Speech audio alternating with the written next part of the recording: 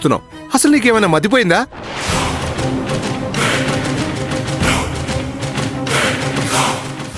ఊళ్ళో వాళ్ళందరినీ ఇలా అవమానించావంటే నీతో పాటు నీ కుటుంబాన్ని కూడా ఊరు వాళ్ళు వెలేస్తారు తెలుసా? ఎందుకు వెలేస్తారంటున్నాను? నేనేమంత నేరం చేయలేదే.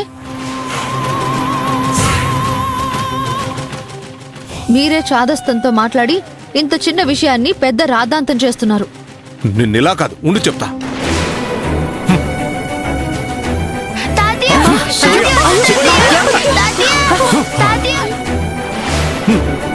అయ్యో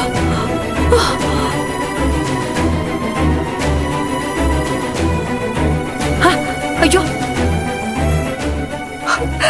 తాతయ్య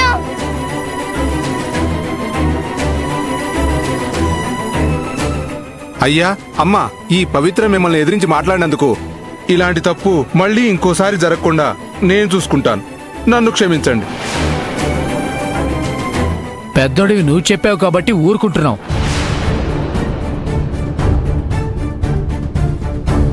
పదండి వెళ్దాం. పదండి పదండి పదండి వెళ్దాం పద.